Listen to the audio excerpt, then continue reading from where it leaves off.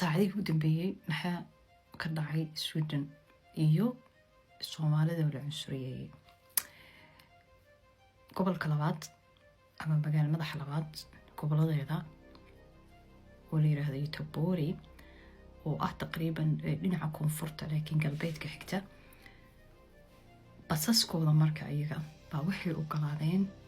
xisbiga wadankan oo far right ah inay ku soo qorato hadallo dacaayada yani because ayaamahan taqriiban September waxaa soo socda doorashooyinka wadankan xisbi baa marka guuleysanaya ama urur waxay marka bar tilmaamsadeen Soomaalida waxay ku qorteen halkan basaskii oo dhan baa marka waxaa laga ogolaaday gobolkaas in lagu qorto Saknatu Mogadishu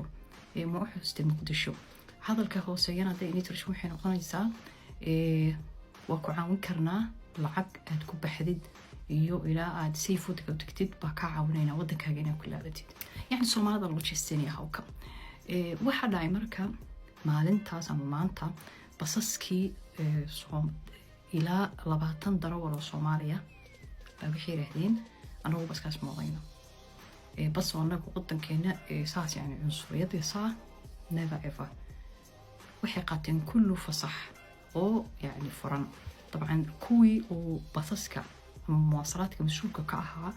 باسسكي have to have بيستعين لباتوي مرة خسارة وطلبات لما أقول ودن كان يودن ماذا كلا إنا بيئة العمل وحلو يقان أما 4 مليون برير هذا إنه هنا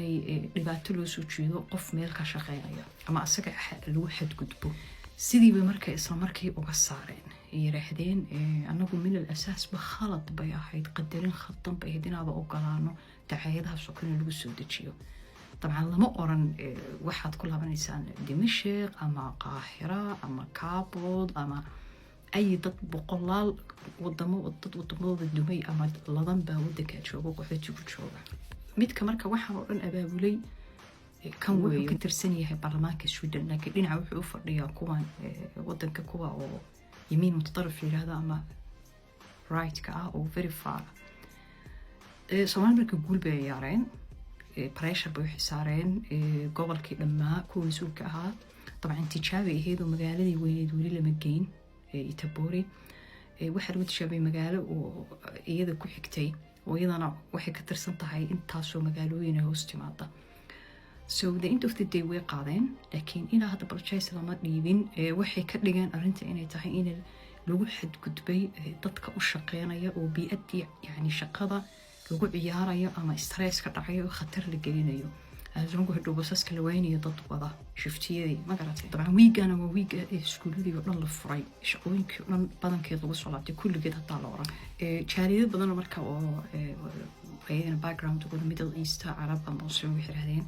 Soomaalida talaabada qaaday waa sax haduu qof walba saas qaadi lahaa yani maanta halkaas ma gaari lahayn even tripkii hore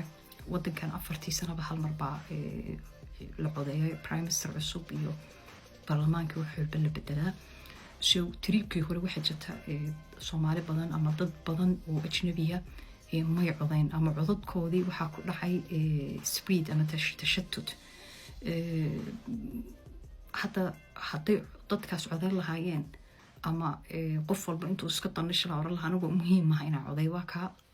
xisbiyada cunsuriga horta may ku badan lahaayeen baarlamaanka ama wadanka power may kula lahaayeen ma kula lahaayeen asnunku qof walba uu yiraahdo wallahi caadi weeye codka muhiim ah waa ka saana ku dhacaysa